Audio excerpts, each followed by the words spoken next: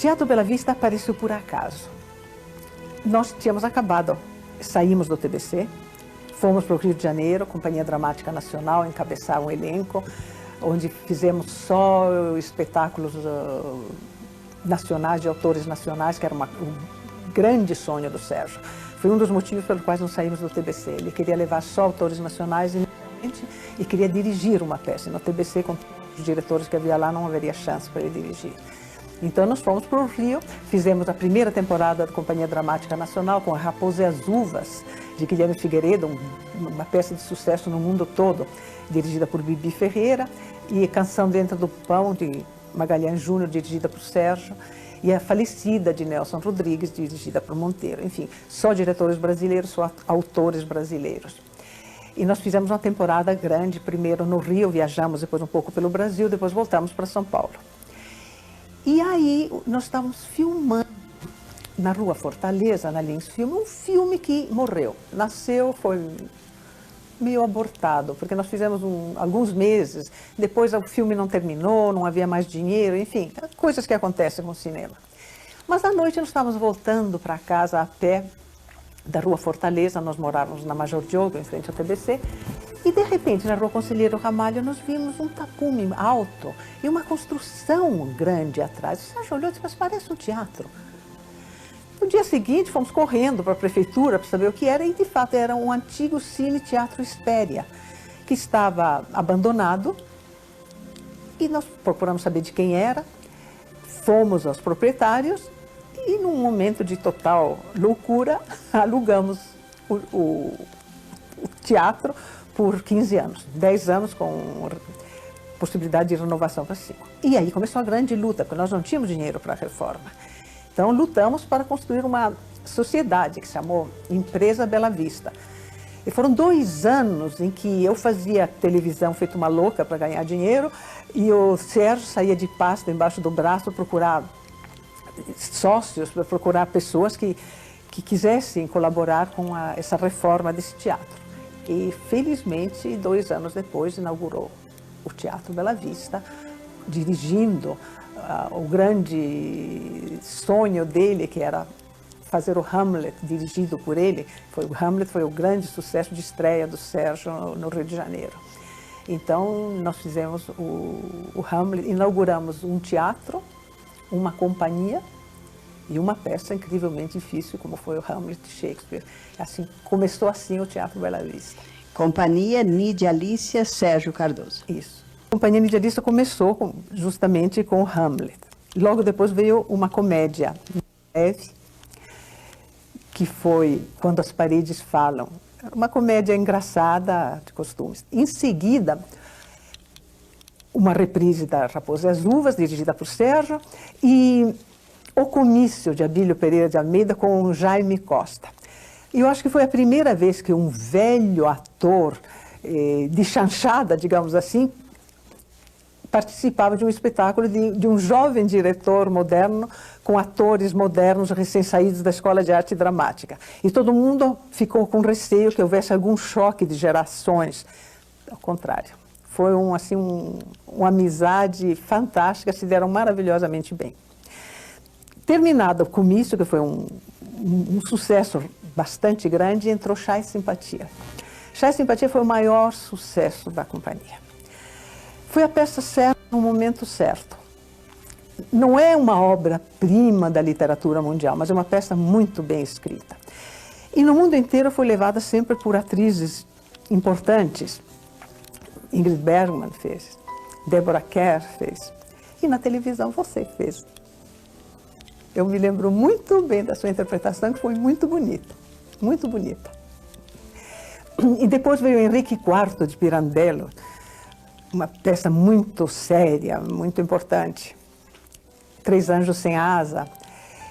E no ano seguinte, Vestido de Noiva, que foi um ato de coragem, porque esse Vestido de Noiva foi o grande sucesso de Ziembinski nos Comediantes. E todo mundo achava que ninguém mais poderia dirigir.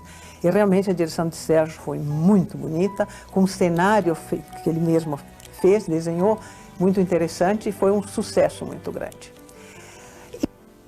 E Nós viajamos, fomos ao Rio de Janeiro, apresentamos vários espetáculos lá, voltamos, fizemos outras peças menores e pela primeira vez uma comédia musicada paulista, que foi o Sexy.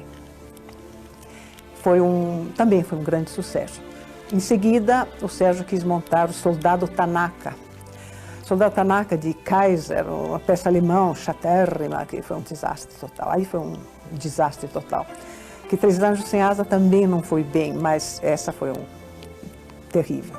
E o trio que nós fizemos, que enquanto ensaiávamos essa comédia musicada, que foi muito difícil, foram 3 peças. O Homem da Flor na Boca, do Pirandello, e uma peça do O'Neill, e uma peça do Tennessee Williams, que foi Lembranças de Berta, que foi um grande sucesso meu, finalmente. Porque eu tinha feito essa peça no TBC e eu não estava preparada ainda para fazê-la no TBC, eu estava muito verde ainda. E aquilo tinha ficado entalado na minha garganta. Então, quando finalmente refizemos a peça, eu já estava madura o suficiente para fazê-la, então fiquei satisfeita. Mas, enfim, aí acabou a companhia Nidia Alicia Sérgio Cardoso, o Sérgio e eu nos separamos. Sérgio viajou com o repertório da companhia pelo Brasil e eu fiquei no Teatro Bela Vista. E aí começou a companhia só Nidia Alicia? Foi. Quando foi isso? Em 1960.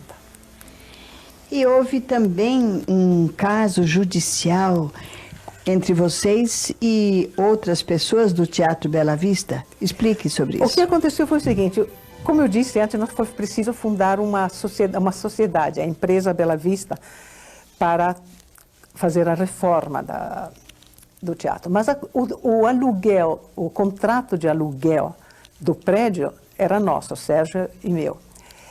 E quando nós nos separamos, alguém resolveu pegar um papel em branco assinado por Sérgio e fazer uma cessão deste contrato do prédio para a empresa Bela Vista.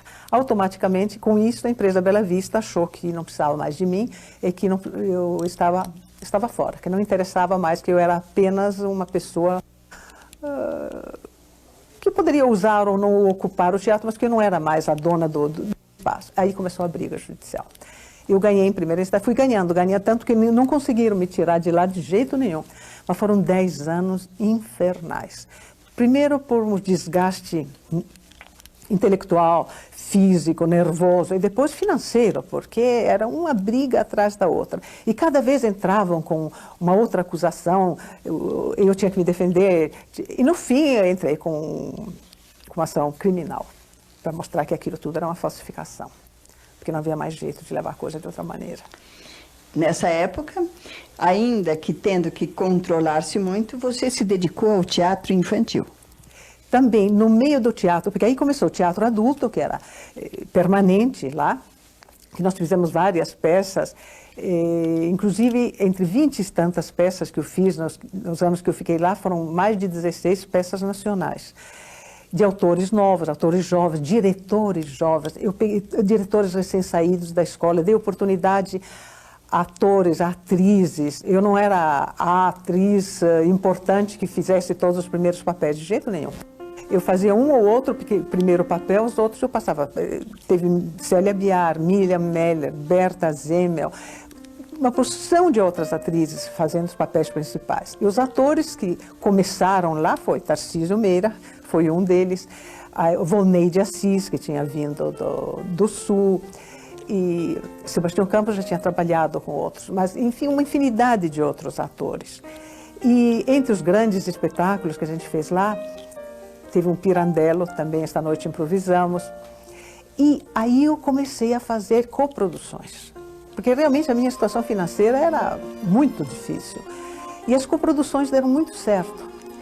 O Hair, Mará Assad, Que Delícia de Guerra, foram grandes sucessos. Depois eu fiz também uma coprodução com Oscar Ornstein, e nós fizemos o Boing Boing, que era um sucesso enorme na época, com Francisco Cuoco, Eva Vilma, Johnny Herbert, Carminha Brandão. Foi um sucesso muito grande. E aí continuamos, de vez em quando fazia uma peça só eu, de vez em quando entrava em coprodução. E ao mesmo tempo eu fazia um teatro para a juventude, que além de poesia, tinha música. Eu lancei a Tuca no teatro. A Tuca era uma cantora maravilhosa, que infelizmente morreu de uma maneira completamente idiota. Começou a fazer regime e morreu de fome. Uma coisa terrível, terrível, um talento extraordinário. Silvinha Góes. Outro jovem que eu lancei assim em teatro foi o Milton, o nosso grande cantor, que hoje em dia é bem posto e gordo, que naquele tempo era magrinho, magrinho. Silvinha Góes, vários outros. Enfim, foi um trabalho grande, viu? Não foi pouca coisa, não.